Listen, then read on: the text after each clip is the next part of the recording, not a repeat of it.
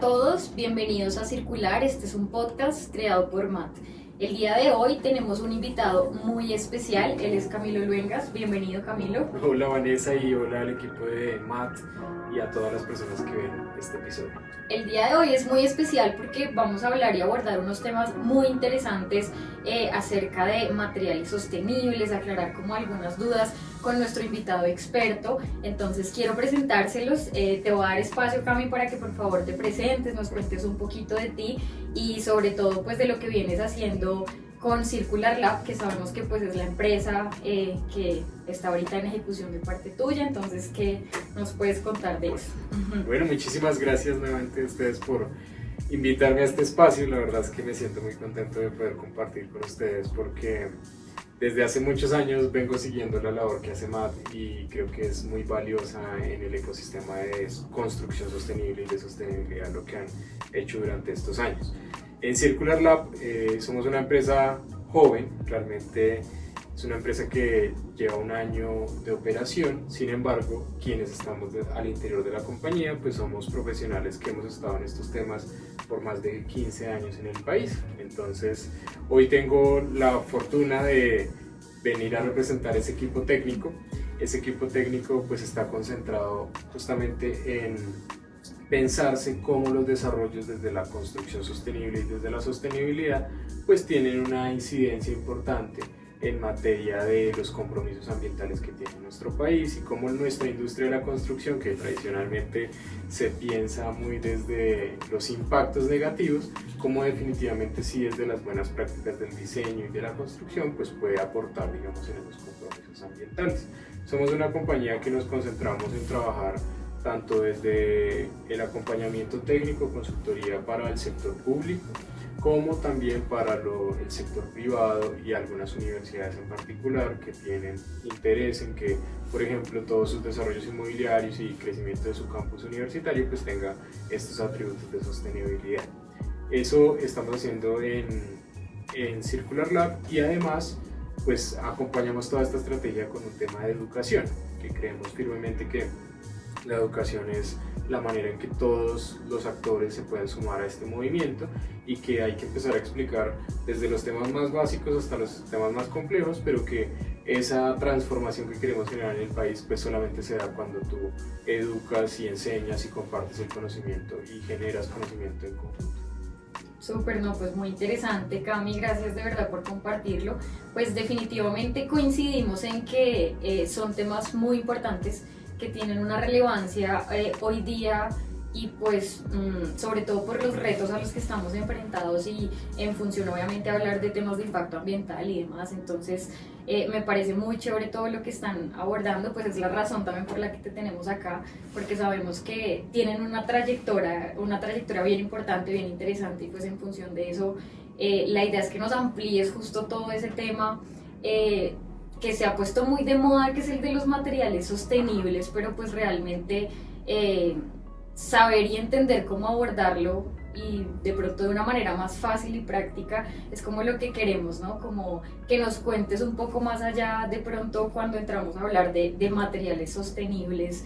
¿Qué quiere decir eso, no? Yeah. Como que es un material sostenible, eso está muy de moda, como te decía, es un término que escuchamos muchísimo, pero pues todo lo que hay de trasfondo de lo que tiene que ver con el tipo de material, pues tiene como su relevancia, ¿no? Entonces, ¿qué piensas tú como de ese tema? ¿Por qué arrancar como también a abordarlo? ¿Por qué querer interiorizar de pronto un poquito todo este tema de materiales?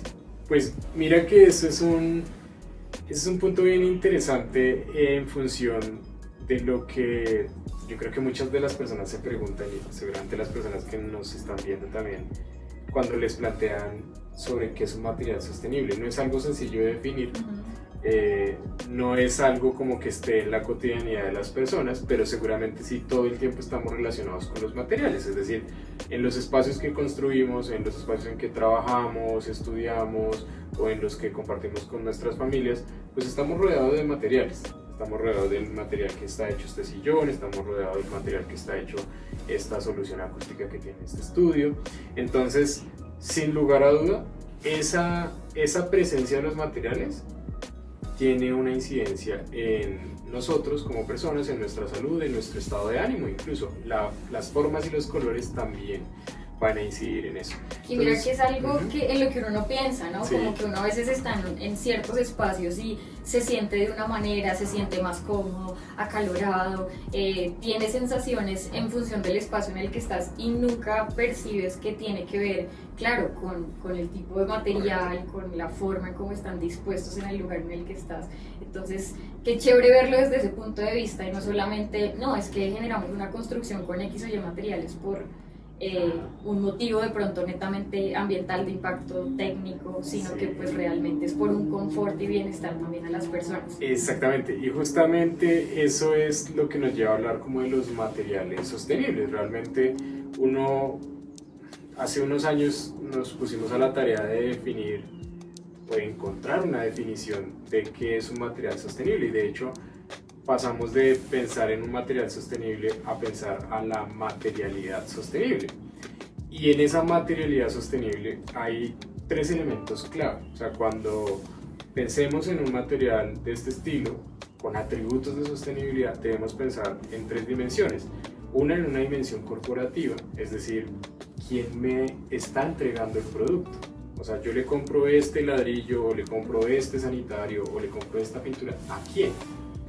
¿Cuál es la empresa que está detrás de ese producto? O sea, como preocuparnos un poco también por de dónde viene este material que tiene cierta utilidad, pero claro, no vemos más allá de pronto del producto que llega. Correcto. ¿Y cuáles son las prácticas que tiene esa empresa para hacer ese producto? Entonces, uno ahí empieza a indagar muchísimas cosas en términos ambientales de las compañías, en términos sociales de las empresas, en términos de gobernanza. Por ejemplo, a mí me encanta, nosotros en Circular Lab somos un equipo de 5 personas, 5 profesionales, y son más mujeres que hombres, o somos más mujeres que hombres. Entonces, y uno generalmente en estos ambientes siempre encuentra que hay muchas más mujeres que hombres en los temas de sostenibilidad y temas ambientales. ¿Por qué no nos hacemos esa misma pregunta del fabricante del acero, del fabricante del concreto? ¿Cómo hace? ¿Cuáles son sus prácticas de incorporación de mujeres en esa industria? Entonces, eso es como la parte corporativa. O sea, hasta en eso piensas, claro, cuando hablas de materialidad, también de en la parte sostenible, corporativa. Nos pasa también en MAT, somos más chicas que hombres. Creo que lo vi esta mañana que estaba revisando la página de ustedes, que son el 60% mujeres sí, y en este 40% momento, hombres en la parte como más técnica, ¿no? Exacto, sí, como desde la parte un poco más administrativa. Obviamente tenemos administrativos, operativos, pero pues ha sido un común denominador como en la empresa, y es que tenemos un equipo fortalecido desde el punto de vista femenino. No, y eso tiene mucha incidencia en cerrar esas brechas que hay de género también, de las mujeres en esta industria que tradicionalmente ha sido muy masculinizada, ¿no? De acuerdo. Bueno, eso como primer ámbito, los temas corporativos. Como segundo ámbito viene la materialidad como tal, o sea, ¿cuál es la materia prima con la que está hecho ese producto que llega a mi proyecto de construcción? Entonces, por ejemplo, ustedes están muy familiarizados con los residuos, y esos residuos cómo se alarga su vida útil y se reincorpora a otros procesos productivos.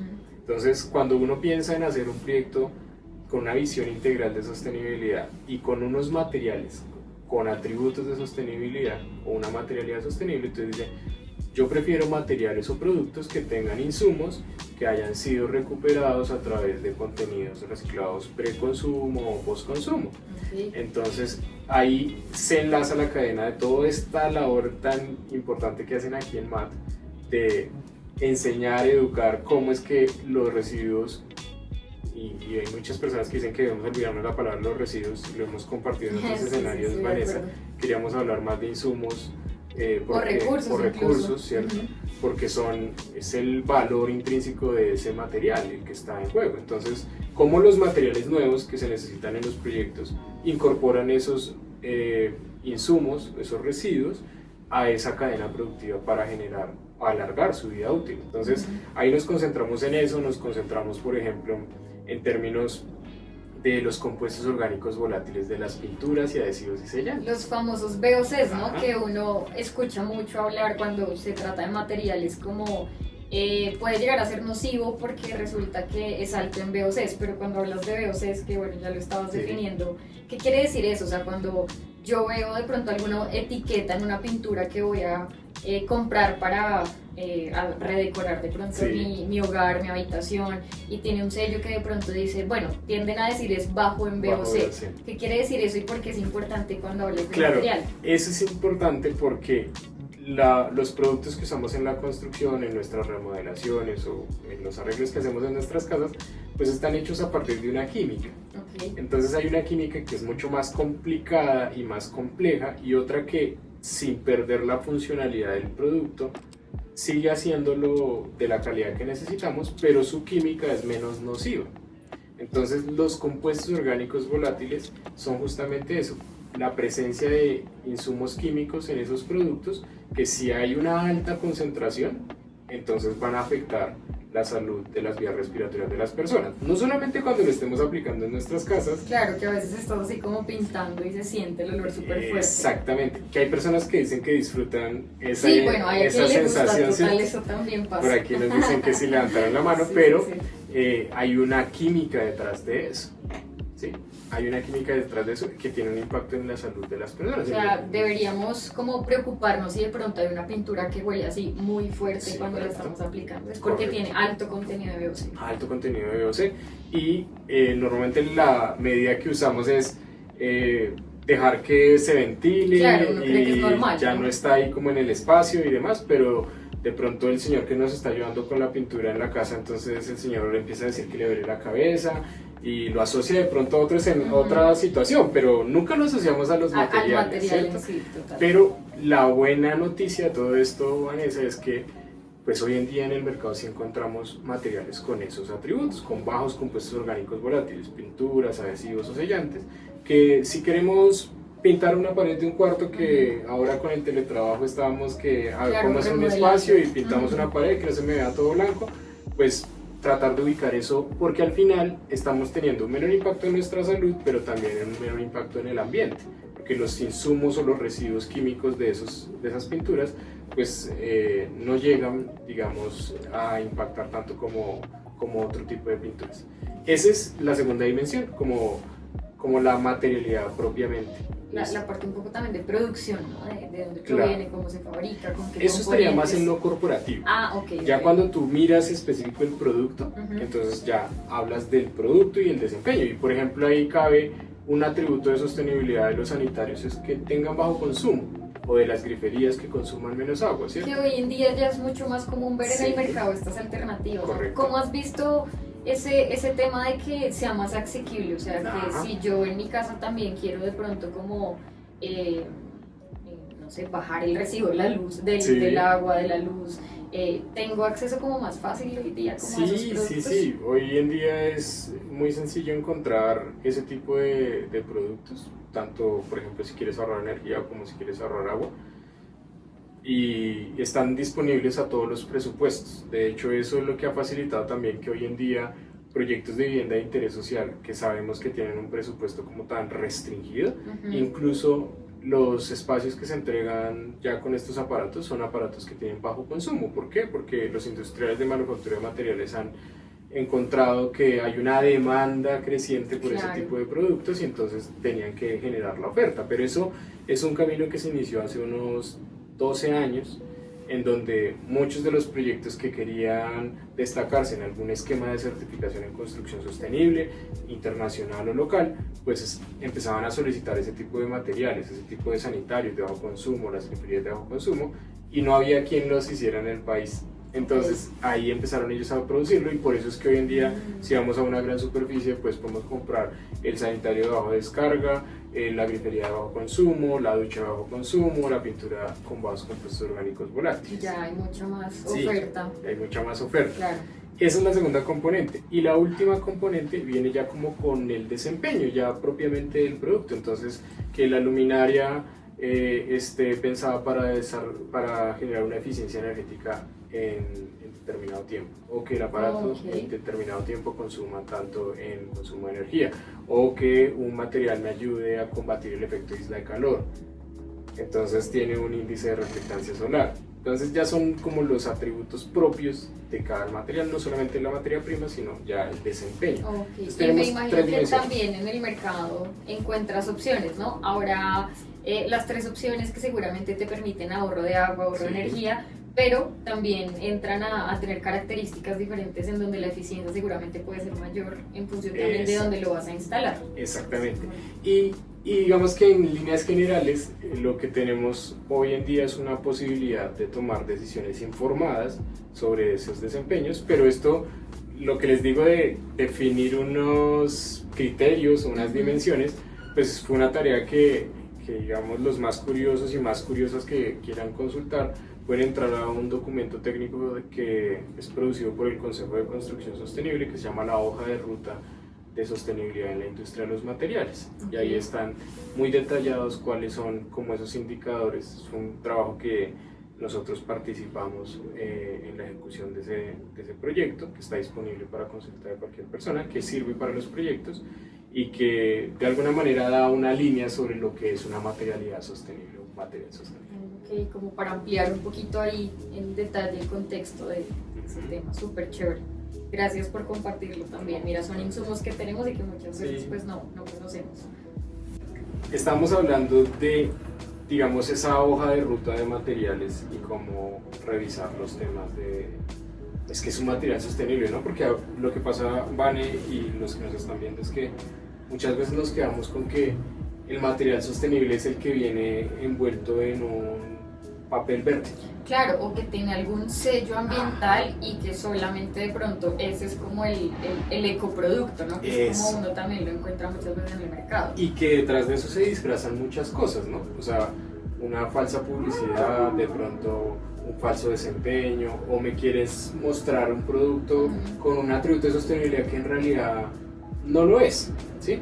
Entonces se disfraza toda esta práctica del greenwashing que empieza uno a conocer. Y ahora he escuchado incluso comerciales en donde hablan mucho de la parte de CO2 cero, o que digamos han tratado como de reducir su huella de carbono, entonces también lo hacen ver como desde ese punto de vista, también muy importante, pero sí, claro, uno tiene como ese sesgo de solo el que dice ecoproducto, entonces por allá me voy. Correcto, y entonces los productos que tienen algún atributo de sostenibilidad y la comunicación que se hace en términos de sostenibilidad a veces pues se apalanca de algunas características o desempeños particulares, pero en realidad vale la pena preguntarnos todo esto que hablábamos ahora al principio de esto. Pensemos quién hace el producto, cómo lo hace, qué tipo de personas emplea.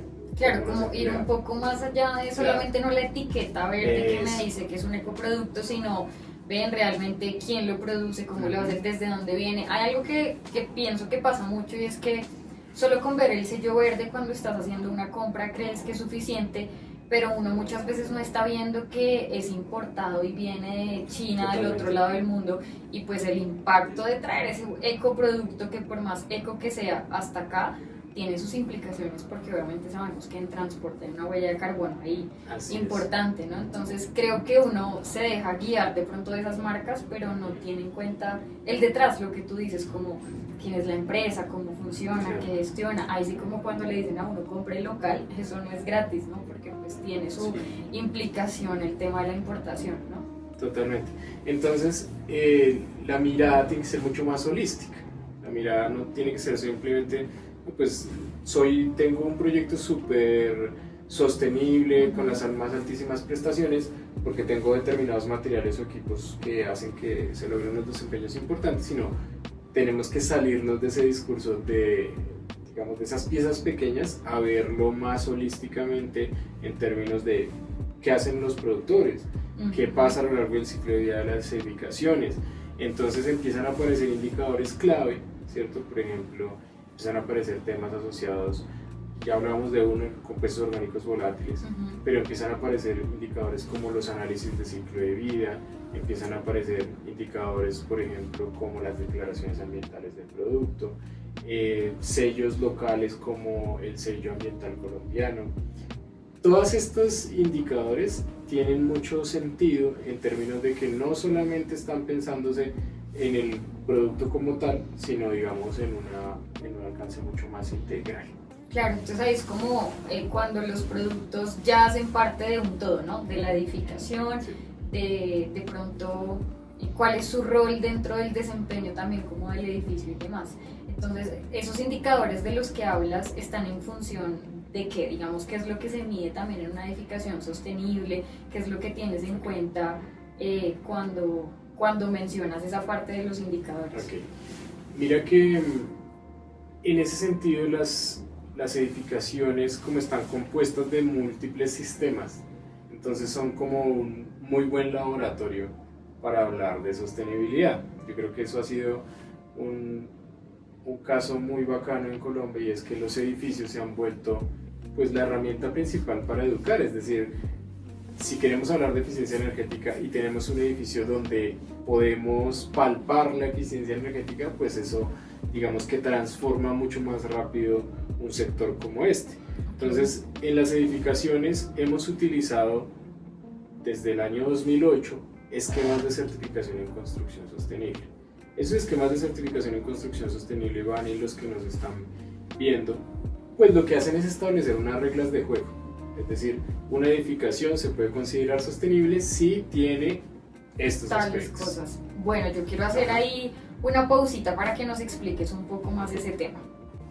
Bueno, Cami, tocaste un tema muy importante y es el de las certificaciones en sostenibilidad o certificaciones sostenibles. Digamos que desde la construcción, como que la tendencia hace algunos años ha sido como que se mencione mucho todo lo que tiene que ver con sellos a las edificaciones, que lo entiendo como un reconocimiento, porque la metodología en la que se construye pues es un poquito diferente. Entonces sí quiero preguntarte un poco como, pues porque sé que también ustedes trabajan un montón como asesorando incluso proyectos en toda la parte de certificaciones sostenibles, pues qué es eso, ¿no? O sea, está de moda también el término, se usa mucho ahora como una, no sé, estrategia de venta también. Sí, por supuesto. Entonces sí quisiera como que nos contaras un poquito pues más de qué son esas certificaciones. Bueno, las certificaciones básicamente son como unas reglas de juego, ¿sí? Y es la manera de comparar dos edificios. Entonces, en el país tenemos presencia de bastantes sellos, unos locales, otros internacionales. Y esto lo que ha ayudado es como a establecer un marco común de evaluación. Es decir, si de pronto le preguntamos a Mónica, ¿qué te imaginas que es un edificio sostenible? Mónica nos puede hablar de que para ella el edificio sostenible es el que ahorra agua y energía. Y pues es como lo que uno tiende a pensar, ¿no? Cuando a ti te hablan de sostenibilidad o de algún sello ambiental, es como, seguramente esos consumos son menores. Como que hasta ahí, ¿no? Exacto. Pero entonces los sellos de certificación lo que hacen es que te orientan sobre dónde es que tu proyecto tiene que demostrar aspectos para categorizarse o denominarse como un proyecto sostenible. Entonces hay múltiples sellos, y en esos múltiples sellos tienen distintos alcances. Entonces hay unos que solamente evalúan eficiencia en los recursos, entonces agua, energía ambiental, los materiales. Hay otros que te preguntan por el entorno inmediato de tu proyecto. Entonces, claro, yo voy a insertar un proyecto de oficinas, un edificio universitario en una determinada zona de la ciudad, pero ¿dónde está? Está rodeado de transporte público, está rodeado de medios alternativos de transporte, como que tengas una ciclorruta a disposición, cercanía y segura. No que la gente tenga que salir a la calle a lucharse el espacio con el vehículo particular y los buses, sino que definitivamente haya un espacio dedicado para los que disfrutan andar en bicicleta en la ciudad. Entonces, ahí hay otra visión de sostenibilidad. Es decir, no hablamos solo del edificio, sino el entorno, la comunidad, muchas cosas. Pero bueno, digamos que es un escenario que uno dice, claro, para un proyecto que va a arrancar, que es nuevo, son cosas en las que puedes pensar según dónde lo vayas a ubicar. Pero este tema, digamos, cómo se aborda desde el punto de vista de los edificios antiguos, ¿no? O sea, claro, seguramente un edificio que va a arrancar desde cero, tú decides cómo voy a certificarlo, y me imagino que habrá unas directrices como para poder certificarlo, y empiezo a hacerlo.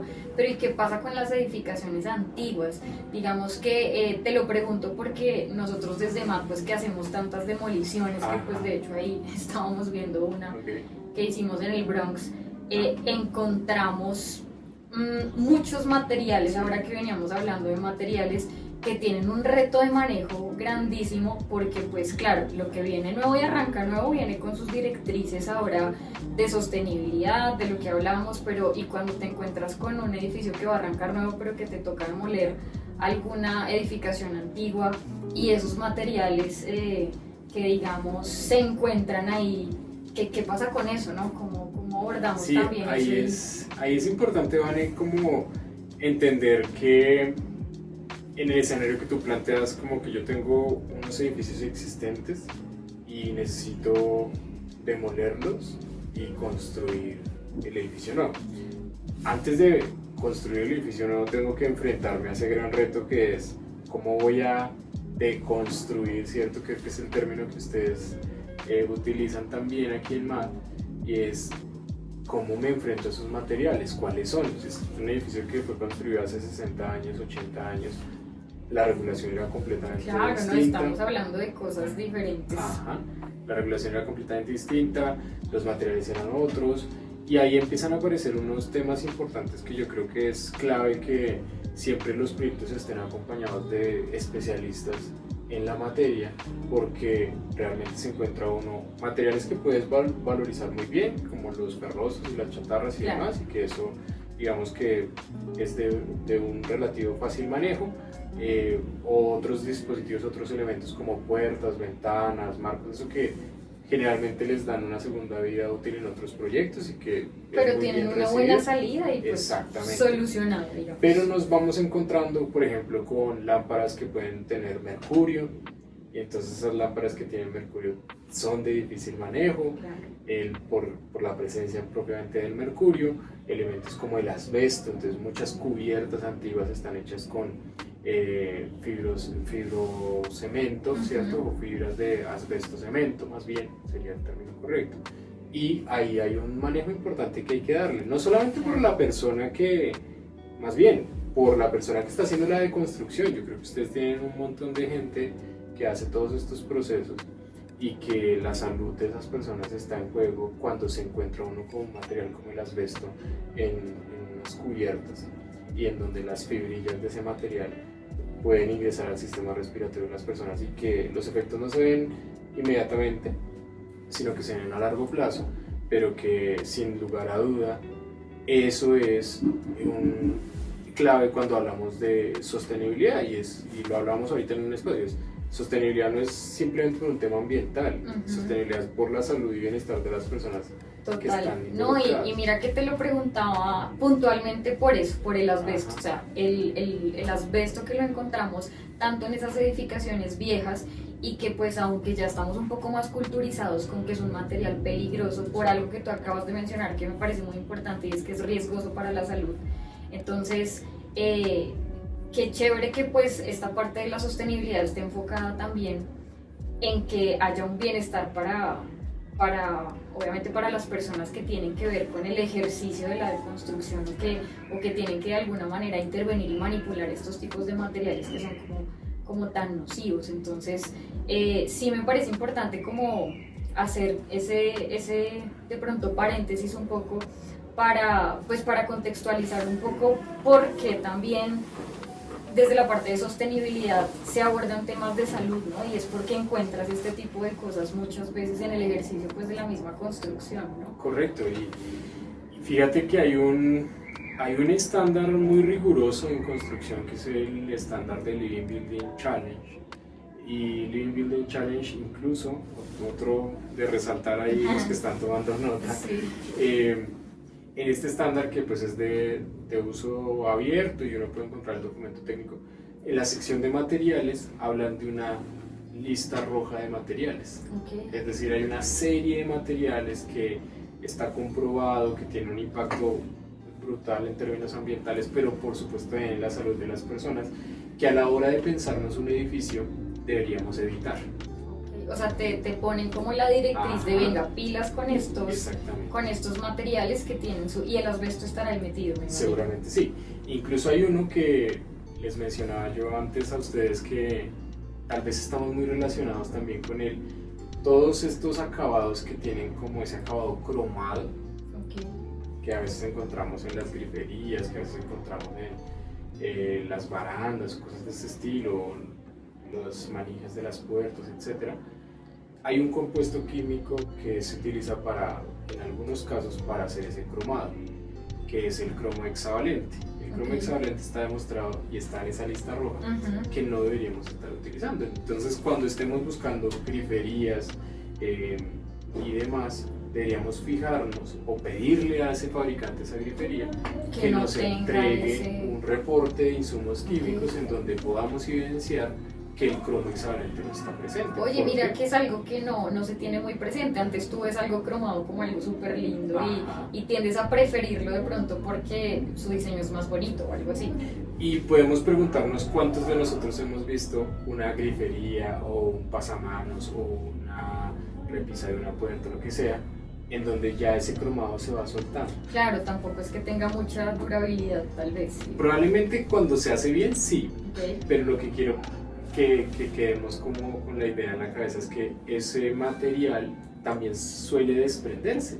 Y en ¿Y a ese dónde está desprendimiento parando? es claro. Exacto, ahí es donde tenemos esa contaminación cruzada con un compuesto químico que es importante en su toxicidad. Oye, para notar de verdad ahí, porque bueno, el asbesto tal vez lo teníamos un poco más en la cabeza pues por las leyes y por los temas, pero ese es otro material que de verdad Sí. vale la pena fijarse, ¿no? Cuando No, y- adquieres un producto. Exactamente, y digamos que los industriales colombianos han sido muy juiciosos en empezar a buscar justamente estos referentes y evitar incorporar esos compuestos químicos que son nocivos para la salud de las personas y para el ambiente.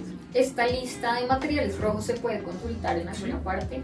Sí, mira, la página del sistema de certificación de Living Beacon Challenge, uno puede descargar el documento técnico. Y en el documento técnico, en la sección de materiales, está el listado de la lista roja de materiales. Bueno, no, súper chévere por si uno quiere ampliar de pronto un poco más la información en función de eso, si estamos en proyectos que queremos desarrollar, obviamente desde el punto de vista de sostenibilidad, y pues me imagino que también es un requisito para este tema de las certificaciones y demás. Para esa en puntual, Ok. sí. Las otras tienen otras miradas sobre los materiales, no han sido como tan exigentes, podríamos decirlo, en categorizar ya unos productos que no deberías utilizar, pero es un buen referente. En realidad creo que vale la pena que alguien se tome la tarea de darnos la alerta, ¿no? Claro. Como ya sabemos qué pasa con el asbesto. Sí, el asbesto ha tenido como más relevancia, como que le han dado un poco más de martillo al tema por lo nocivo, ¿no? Y porque pues afortunadamente ya está regulado hoy en día su manejo. Sí. Pero pues el resto de materiales todavía, supongo que ahora hay mucha revisión que hacer todavía. Sí, por supuesto, y también pasa eso por la disponibilidad tecnológica, ¿no? Claro. Entonces no necesariamente tenemos puede que identifiquemos materiales que tienen esos impactos importantes, pero no tenemos un sustituto. Entonces, o un material que lo haga mejor y que tenga menor impacto. Entonces, como que los procesos de investigación, desarrollo e innovación de las industrias de los materiales Claro, están pues, son totalmente relacionados a Ajá, eso. correcto. De acuerdo. Camilo, y por preguntarte con respecto a las certificaciones, pues de pronto también hay como, no sé si un sesgo o alguna creencia en función de que es difícil y en términos de presupuesto de pronto no es tan factible porque quizás tengo que invertir mucho, y pues también hay quien piensa que aunque sé que voy a tener un retorno de la inversión a largo plazo, pues de pronto no vale la pena. ¿Qué nos puedes decir tú de eso que eres experto pues en ese proceso? Gracias por lo experto. Pues mira que hay un tema hay un tema esencial cuando uno aborda esto, lo hacemos nosotros con nuestros clientes.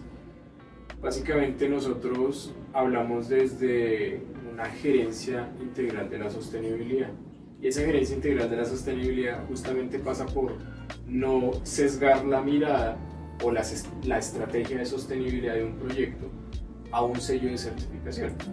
Entonces, cuando empezamos a trabajar con estos clientes en sus nuevos desarrollos inmobiliarios, en sus desarrollos inmobiliarios existentes, lo primero es establecer muy bien una estrategia de sostenibilidad.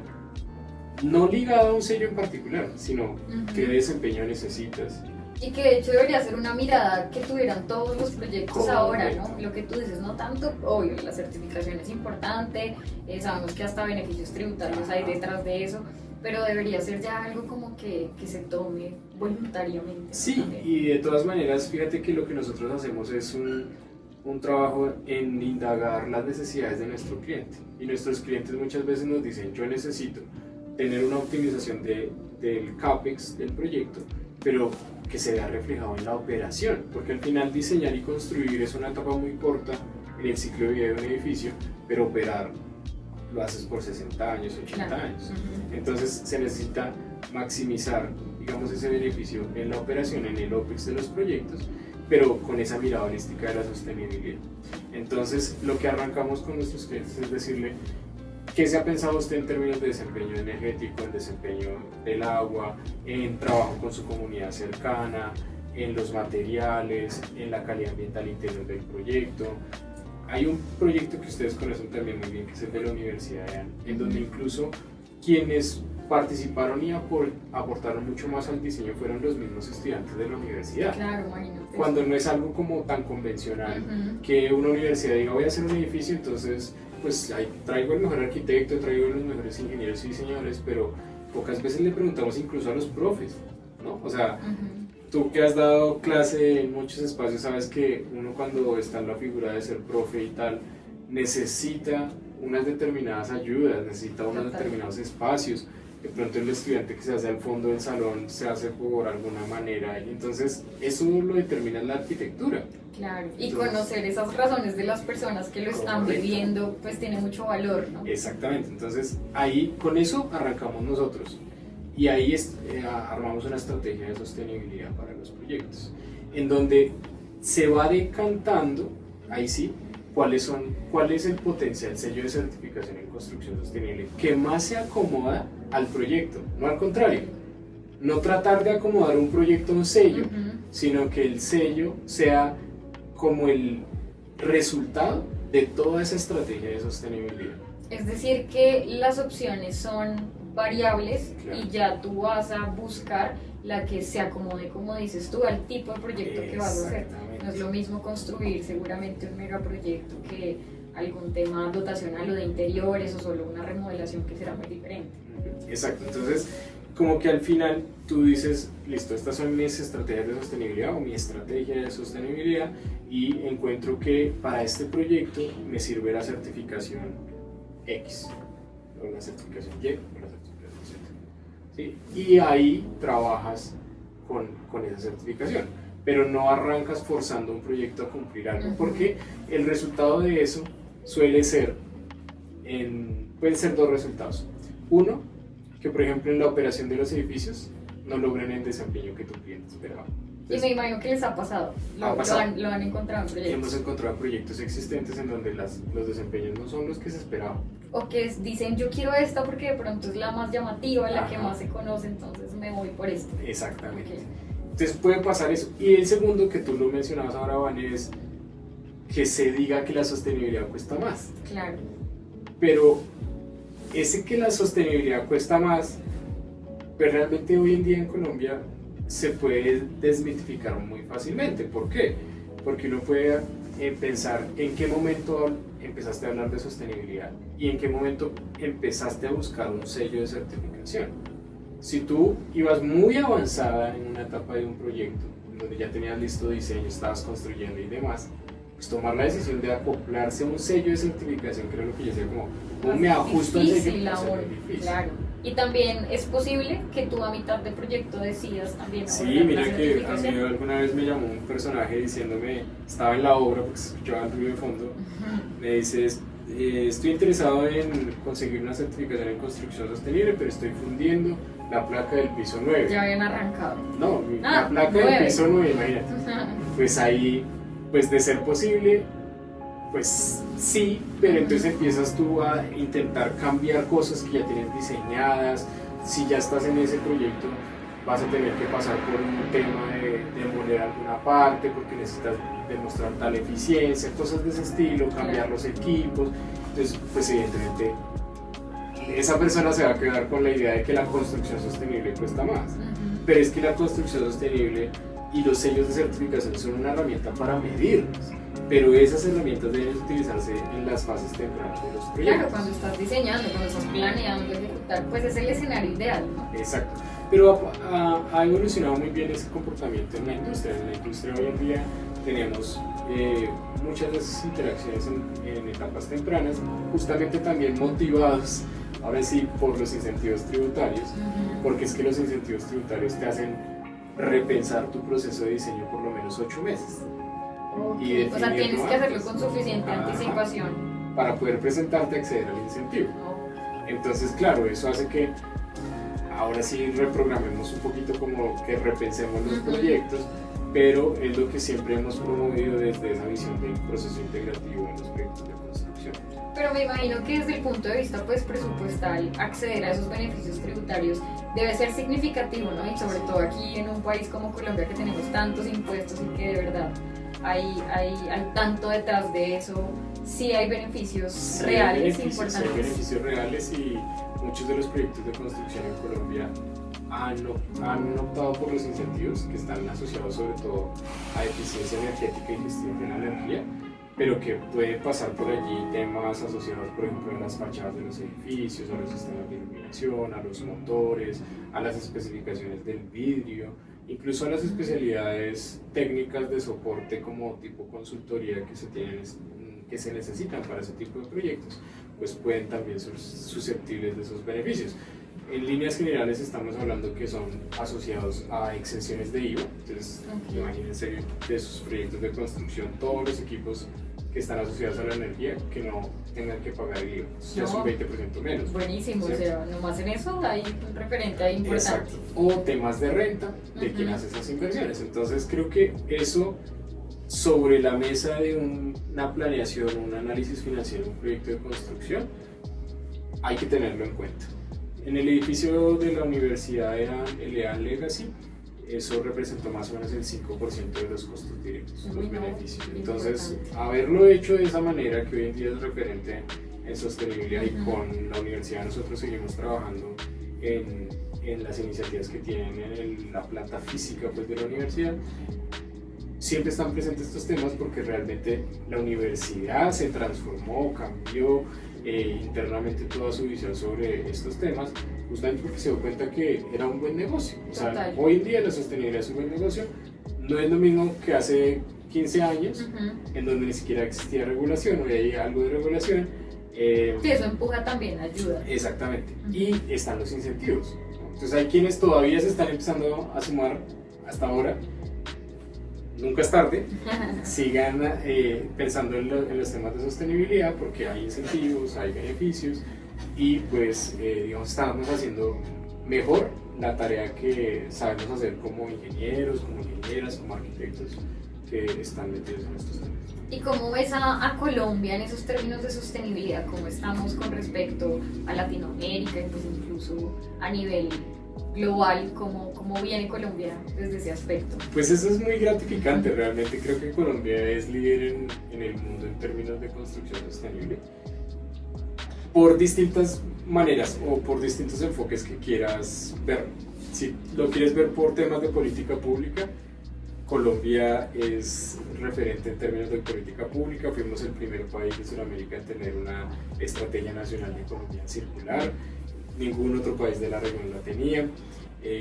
Si lo quieres ver por el lado de los sellos de certificación, entonces hay un especial en donde Colombia ha certificado tanta área construida en ese sello de certificación que a nivel mundial representa el 20%. Entonces una quinta parte de todo lo que se certifica a nivel mundial está aquí en Colombia. No, buenísimo, eso es un datazo, ¿no? Que pues uno no percibe que de pronto vamos bien, ¿no? Obviamente hay mucha crítica, hay muchas cosas detrás de qué tanto está Colombia bien parado en estos temas de sostenibilidad, pero hay avances importantes. Sí, entonces fíjate que por el lado de la política hay avances y hay referentes. Por el lado de los sellos de certificación también. Y la verdad es que Colombia, con sus gobiernos los últimos 12 años, 16 años podría uno decir, siempre ha tenido una tarea muy importante en las cumbres climáticas. Y uno puede pensar ese papel del Ministerio de Vivienda y del Ministerio de Ambiente cuando se acercan esas cumbres climáticas, pues los profesionales que han participado allí han puesto sobre la mesa metas ambiciosas. Claro. Sí, o sea, comprometernos como país nosotros a reducir un porcentaje de las emisiones de gases de efecto invernadero cuando somos responsables apenas de menos del 1%, pues eso ya marca un hito importante, pero lo que ha generado eso es que internamente como país hayamos avanzado en materia de políticas públicas de residuos de construcción y demolición, economía circular, que tengamos un material en términos de eficiencia en agua y en energía, que en Bogotá hoy en día saquemos una reglamentación asociada a las edificaciones nuevas. Yo no quería mirar. Yo tampoco, pero yo dije como que esta mujer se está, o sea, yo dije como que me estoy ahogando. sí, esta mujer se va a morir, entonces yo dije, bueno, está bien. Ay, bueno, qué pecado. Qué pena. Tose, tranquilo. No, sí, lo vas a... Ya, es que todavía... O sea, yo dije, bueno, 1, 2, dije, pues ya ahorita le vas a... Y sigue, dije, no, toca parar porque se va a morir esta mujer. Ay, no, perdón. Ay. Entonces, retomando. Entonces, Colombia sí es líder en estos temas, bien sea por el lado que lo quieras mirar. Iniciativa pública, iniciativa del sector privado. Y eso que Colombia ha tomado una posición importante en las negociaciones de cambio climático, en una cumbre climática en donde yo creo que podemos también darle palo a las cumbres climáticas. Total, sí. En muchos sentidos, empezando también por lo que usted es un experto en la cantidad de residuos que se generan en esas Total, cumbres climáticas. Sí. Entonces, bueno. Da mucho de qué hablar esos eventos que una vez Exactamente. En que estamos, pero bueno. Exactamente. Entonces, pues los compromisos de Colombia en esas cumbres pues han sido importantes y han derivado mucha cosa en términos de política pública a nivel local, tema de resoluciones de residuos, resoluciones de economía circular, estrategias de economía circular, la estrategia pues digamos de eficiencia energética y de agua desde el Ministerio de Vivienda, lo reciente que saca Bogotá o que está próximo a salir más bien con el decreto de urbanismo y construcción sostenible, en donde hay una mirada sobre los materiales con lo que arrancamos nuestro podcast, que es también pues cuáles son los indicadores. Entonces, claro. Sobre la mesa hoy Bogotá plantea justamente, es parte de esos indicadores que conversamos acá, también plantea los residuos, la gestión y la separación en fuente. Entonces es una apuesta importante y todo eso se ha generado es por ese liderazgo que ha hecho Colombia en materia climática en esas cumbres.